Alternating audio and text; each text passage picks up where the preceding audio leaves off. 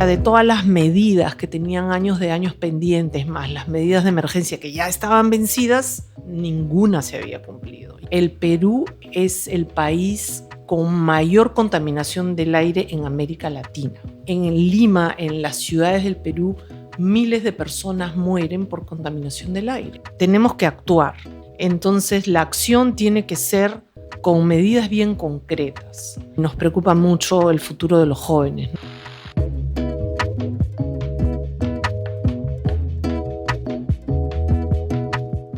Esta mañana nos acompaña Patricia Iturrey, una de las principales expertas en medio ambiente en el Perú. Patricia, ¿cómo estás? Muchas gracias por la invitación. Gracias por compartir este rato con nosotros. Actúa Verde Perú. Es una iniciativa que 53 personas, entre ellas tú, están lanzando respecto a obligaciones del Estado en materia de contaminación, a relaciones internacionales basadas en esas obligaciones. Cuéntanos cuál es el propósito y las expectativas de esta iniciativa. En realidad, la cosa ha sido un poquito al revés. Nos hemos juntado 53 personas porque hemos entendido que es hora de hacer un proceso internacional pidiendo como acción ciudadana que se cumplan las normas de contaminación del aire y que se cumplan las medidas de emergencia climática. Luego que hemos hecho este pedido, que lo voy a explicar, hemos decidido crear un movimiento, un colectivo que se llama Actúa Verde Perú. Es una novedad total, somos poquitos todavía, pero esta invitación y esta entrevista es la primera que hacemos. Así que voy a explicar las dos cosas, ¿no? Primero, el proceso internacional que hemos iniciado y el otro, el movimiento, ¿no? Que está empezando. Claro. Y si quieres inscribirte, eres bienvenido. Pero sin duda, pásame el formulario. Pero sí, vamos por la acción. 53 personas. Entiendo que son la mayoría expertos, expertas, técnicos, pero también hay ciudadanía involucrada en esto. Sí, en realidad los expertos somos poquitos, ya un poco viejitos, como verás, yo soy abuela, pero tenemos bastantes jóvenes y eso es lo que nos entusiasma mucho porque es hora que los viejos le demos a los jóvenes las experiencias de incidencia política, de acción ciudadana para proteger el ambiente que está complicado en el Perú y en todo el mundo. Bien, entonces es primero el colectivo, vamos a llamarlo así, y luego ya la forma de movimiento. Pero detrás de un colectivo hay una historia y esas historias a nosotros nos atraen porque son historias de encuentro de personas, encuentros en los que hay un objetivo. ¿Cómo fue la de ustedes? ¿Cómo llegan a ser esos 53 o esas 53? La cosa surge porque en el acuerdo comercial Perú-Estados Unidos hay una opción para cualquier ciudadano de hacer un pedido de que se cumplan las normas ambientales que no están siendo debidamente implementadas. Entonces, digamos que yo conozco una serie de jóvenes de la Universidad Católica de San Marcos, quienes han trabajado conmigo cositas chiquitas, algún curso y cosas así. Y también algunos expertos. Entonces me puse a revisar con unos jóvenes cómo estaban cumpliéndose las normas ambientales en las que yo participé hace 20 años, ¿no? Los estándares, los límites permisibles que había que haberse aprobado y que con sorpresa nos dimos cuenta que no se habían aprobado. Por ejemplo, los límites permisibles de calderas industriales tienen hace 24 años que está la orden que se den y cada año más o menos se dice, sí, vamos a aprobar estos límites permisibles y no se han aprobado. Y luego hay unas medidas de emergencia climática bien importantes que son urgentes, por eso se llaman medidas de emergencia climática, que son más o menos 23 y se han cumplido 2. Entonces dijimos, ya, ¿por qué no usamos este espacio? Entonces pedimos a la ministra del Ambiente en una carta notarial que se dé cumplimiento a estas normas y no tuvimos respuesta. Y entonces decidimos enviar el pedido de cumplimiento de la legislación ambiental a una secretaría en Washington que se llama la Secretaría de Asuntos de Cumplimiento Ambiental en el marco del Tratado de Libre Comercio Perú-Estados Unidos. Entonces las jóvenes estaban muy entusiasmadas de poder iniciar un pedido de este tipo que sea a nivel internacional, donde el Perú tiene que dar una respuesta, el gobierno del Perú tiene que responder a nuestro pedido, porque el pedido que habíamos hecho dentro, en casa, no nos habían hecho caso. Lo respondieron después, cuando ya habíamos mandado el pedido a Washington. Entonces, yo en esa época participaba en una red empresarial que se llama BNI Conecta.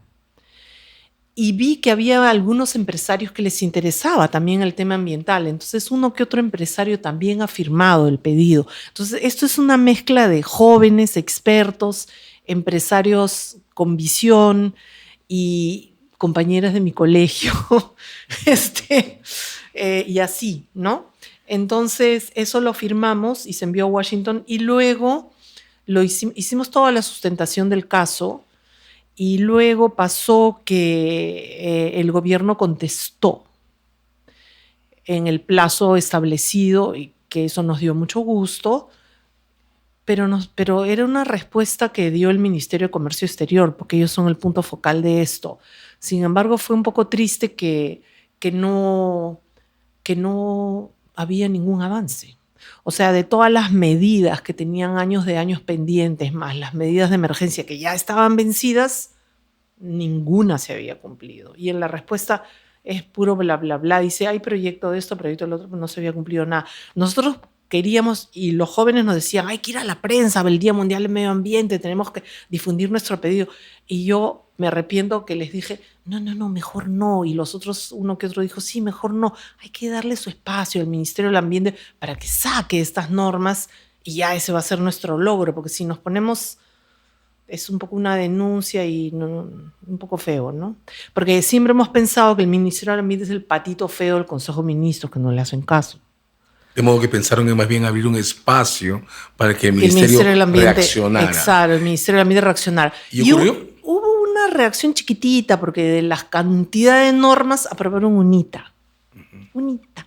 ¿Y qué pasó en esta oficina que había recibido? Y entonces esta oficina, cuando recibió la respuesta del gobierno, a las 2-3 semanas nos mandó una notificación diciendo que nuestro pedido tenía mérito suficiente para que se forme un expediente de hechos. O sea, implícitamente no era suficiente la respuesta del gobierno. Para nosotros fue como un triunfo, ¿no? Porque obviamente en un proceso internacional, una secretaría independiente ubicada en Washington nos daba la razón de que no se habían cumplido las cosas a pesar de tantos años, ¿no? Y también en el tema de la emergencia climática, que habían vencido todos los plazos. ¿Qué pasa allí? Lo que pasa allí es que ya entonces comenzamos a pensar que teníamos que formar un movimiento, ¿no? Y que queríamos salir a la luz. Entonces estamos empezando a salir a la luz y esta es nuestra primera entrevista. Y nos encanta que lo hagas aquí con nosotros. Un expediente de hechos, ¿qué representa? ¿Significa sí, que a partir de ese momento esta oficina va a empezar a mirar la cuestión Perú? Sí, justamente ha habido una reunión con varios funcionarios americanos la semana pasada, que no ha tenido mucha cobertura porque era 14 de febrero. O sea, entonces se reunió el Consejo de Asuntos Ambientales con funcionarios del Comercio Exterior de Perú, Ministerio del Ambiente de Perú, Departamento de Estado de Estados Unidos y Comercio de Estados Unidos. Y ahí hubo un espacio donde nosotros volvimos a presentar nuestro pedido que se haga el expediente de hechos. ¿Qué es el expediente de hechos? No va a ser ninguna sanción comercial al Perú. Pero si tú entras a la página web de esta secretaría, tienes todos los documentos en inglés y todos los documentos en español. Entonces hay una visibilidad internacional de este pedido. O sea, el Perú ya está fichado como un país que no está cumpliendo con sus medidas de emergencia climática y como que no está cumpliendo sus normas sobre contaminación del aire. Entonces, esperamos que este expediente de hechos se se realice, se culmine en el procedimiento que hemos iniciado, ¿no? Dijiste, el Perú está fichado, que es una manera también de hacernos cargo que entre nosotros el lenguaje se toma en serio si es punitivo, ¿no? Pero este registro se comunica a otras entidades, es decir, va a generar consecuencias en imagen país, en reputación país. Posiblemente.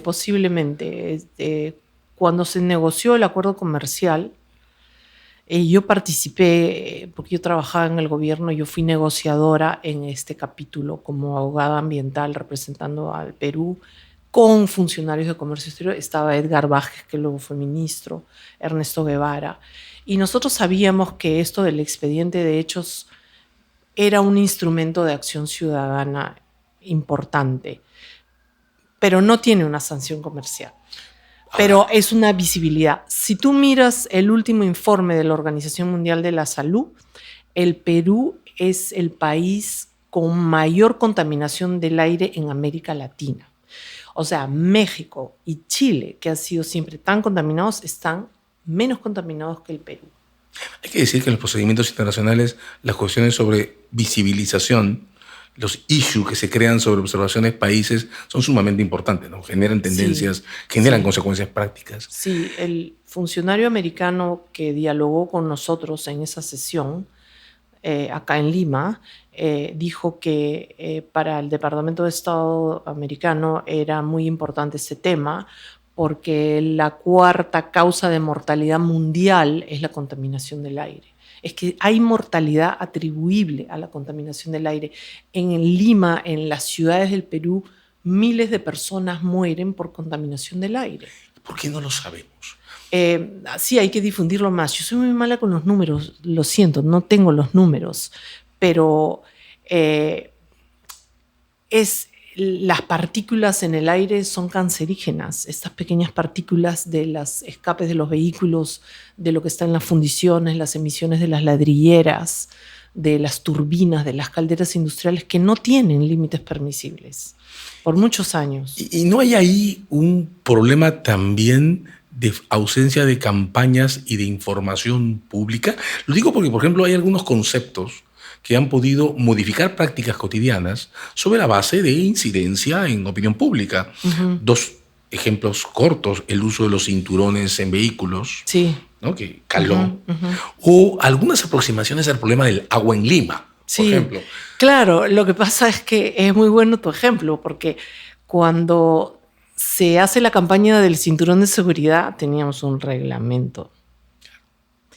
Nosotros tenemos estándares de calidad del aire, pero no tenemos límites permisibles. O sea, las fundiciones pueden emitir lo que quieran. Y es gratis la contaminación del aire. Pero, Patricia, tampoco tenemos voces. Es decir, no tenemos noticieros que estén reportando problemas de contaminación. Tenemos ciudades hipercontaminadas que tal vez nos han producido el efecto contrario, una especie de bloqueo de no querer ver que tenemos un problema de aire y como tú dices, como tú has descrito, ya plasmado en escalas regionales. Sí, o sea, lo que nosotros queremos en Actúa Verde Perú es que haya mayor prioridad a los temas ambientales de lo que hay ahora. Y no estamos hablando de este gobierno, estamos hablando de todos los gobiernos anteriores y de este también. Entonces, el asunto es, no queremos culpar a nadie. O sea, personalmente creo que no se trata de culpar a nadie. De lo que se trata es de ubicar cuál es el enemigo y contra quién es la guerra. Zona de paz entre nosotros, gobierno, sociedad civil, y guerra contra la contaminación, contra los plásticos, con la contaminación del aire, por las medidas de emergencia climática. Esos son nuestros enemigos y contra eso tenemos que luchar, estar unidos y luchar contra eso. Lo que nosotros necesitaríamos para que el Perú deje de ser el mayor contaminado en cuanto a aire se refiere de América Latina es tener una comisión de alto nivel que en 3 meses diga qué es lo que hay que hacer, y esa comisión de alto nivel no puede ser de funcionarios públicos, tiene que ser una comisión de alto nivel con expertos, con empresarios, con ONGs, con ciudadanos, con comunidades indígenas, con todos en una mesa para hacer una agenda de acción. ¿Y no sientes que nos falta también mucha comunicación pública? Dijiste plásticos. Estaba pensando que antes de la pandemia, por ejemplo, Sí, otra campaña que pegó mucho fue la de dejar de usar plásticos en envoltorios. Sí, sí, entró el papel, digamos, sí. antes de la pandemia la gran discusión era qué iba a pasar con las lavanderías, Mm, ¿no? Antes de eso fueron los tuppers estos de material contaminante que ujú, también desaparecieron. La pandemia nos tiró esa campaña del piso. El sí. plástico ocupó otra función. ¿No Mm. sientes que en esto, el aire que respiramos, también faltan campañas incluso privadas de comunicación que Sí, difundan la idea? claro que sí, sería genial eso. Por eso nos gustó mucho que algunos empresarios también firmaron nuestro pedido. El, el- el tema es que tenemos que actuar. Entonces, la acción tiene que ser con medidas bien concretas.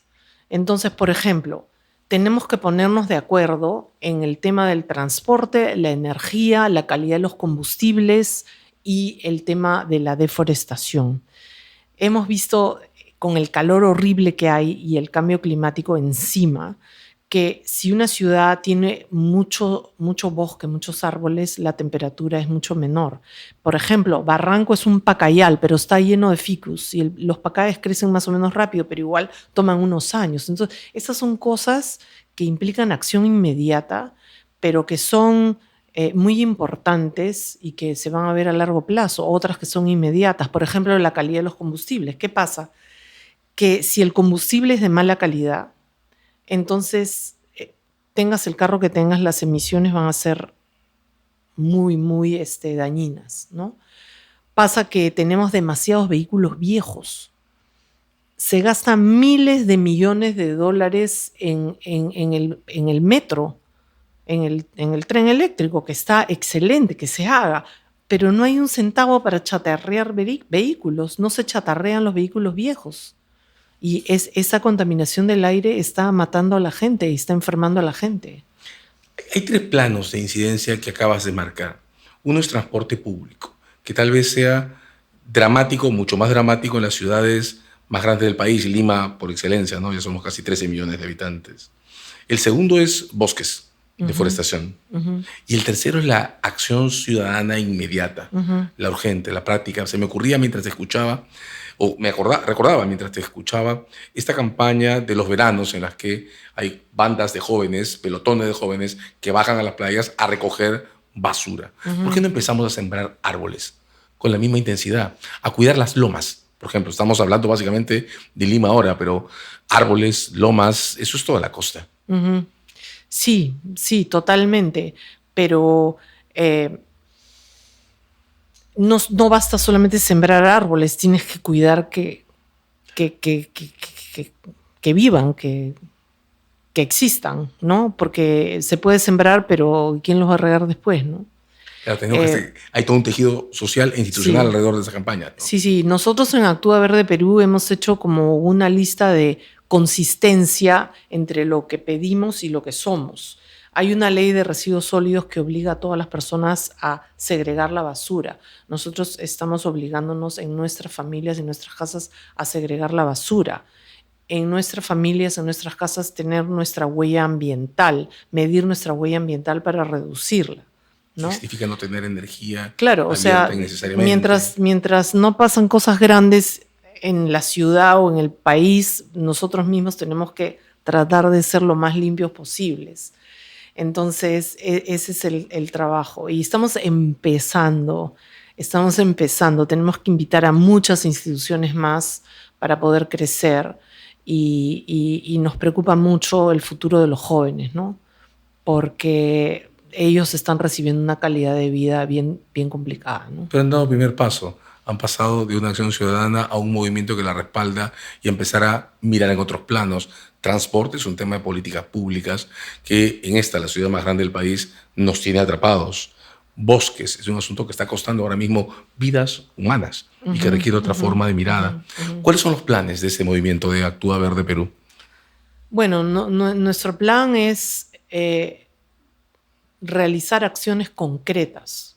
Entonces, este pedido que hemos hecho es una acción concreta que eh, permitido visibilizar, por lo menos para nosotros y el gobierno de Estados Unidos en el marco del acuerdo comercial, que el Perú tiene una agenda pendiente y que es bastante grave esto, ¿no? Una chica de San Marcos decía, ¿cómo? Cuando yo nací, entonces dijeron que las calderas industriales iban a tener límites permisibles. Yo ya tengo 24 años y hasta ahora no están los límites permisibles de las calderas.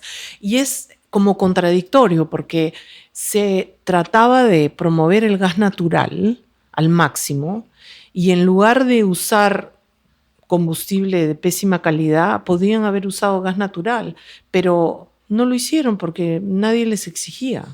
Y hasta era más barato usar gas natural, creo yo. Pero como no había el reglamento, como no había límites permisibles, entonces las calderas industriales usan cualquier cosa. Sigo sumando la posibilidad de que las acciones que desarrollan ustedes tengan efectos prácticos. El asbesto desapareció del mercado en base a campañas como la que ustedes están iniciando sobre las calderas y la regulación de emisiones. Sí, en realidad estamos diseñando nuestra campaña, todavía no hemos salido.